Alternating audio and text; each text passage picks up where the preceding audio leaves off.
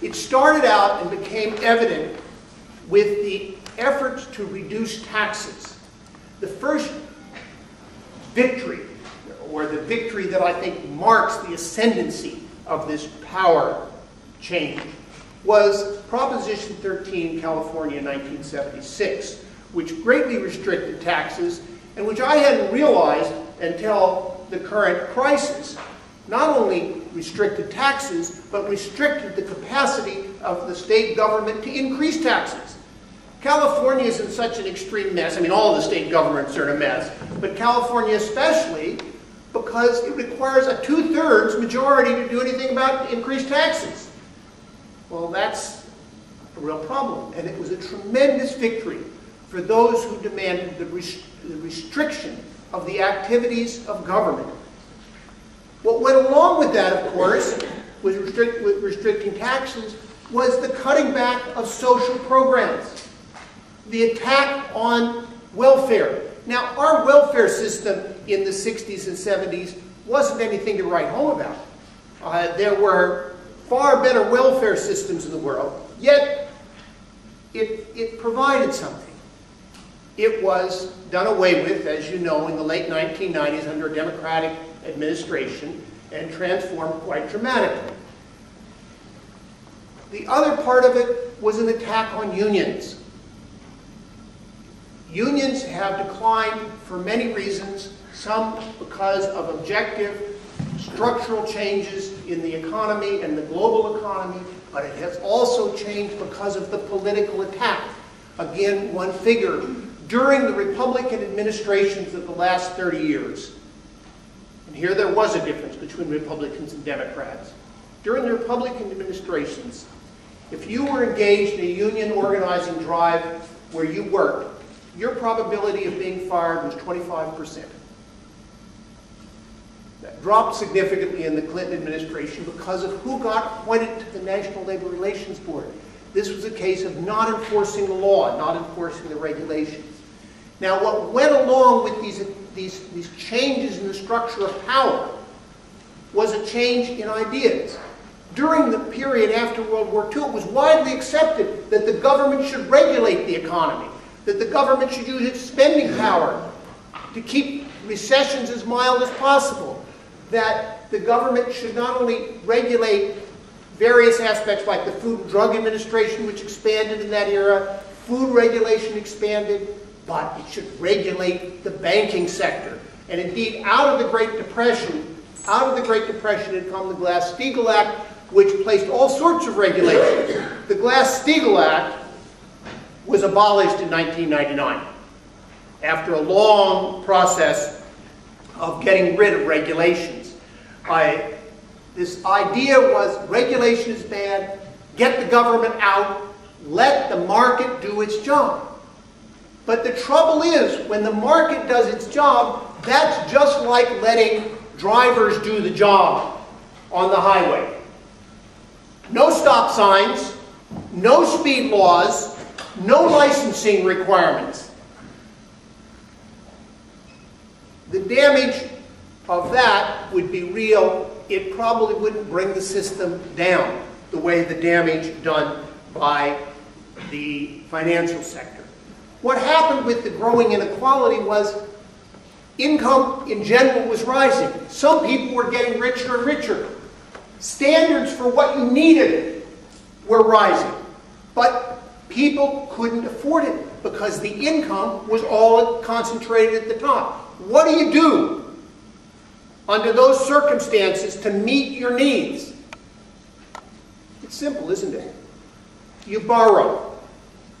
You borrow, you go into debt. On the other side of the picture, the government was worried about what we call aggregate demand, enough spending power out there because people didn't have the money. This got to be a more serious problem in the early part of this decade because we went to war.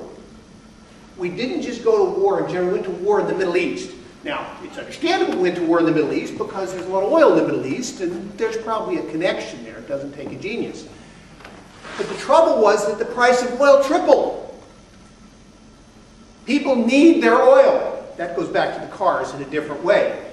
They need their oil, so this took money out of their pockets, again, cut off spending. So what did the federal government do? It kept interest rates really low so people could borrow so they could keep spending. So on the one hand, you have people wanting to borrow. On the other hand, you have the government making it easy to borrow, and debt shot up further, especially in housing. Now, I won't go into all the details of the deregulation that took place. I mentioned the Glass-Steagall, but you won't be tested on that. But what I really, really like is what are called credit default swaps. Now, I didn't know what a credit default swap was 18 months ago. Basically, what was going on was the banks were making mortgages. And mortgage companies were pushing mortgages to people who couldn't pay them back. Why would you do that? Why would you loan to somebody that you know couldn't pay you back? And the answer is very simple. You didn't keep the loan. The loan is a piece of paper. So you take that piece of paper, you put it in a package with a bunch of other papers, and you sell it to somebody. Okay? Now that's called a collateralized debt obligation. In other words, it's an electronic package, but it's a package of a lot of mortgages. I buy the mortgages and I say, well, I think this is a pretty good deal, but what happens if it goes bad? I know what I'll do. I'll insure it.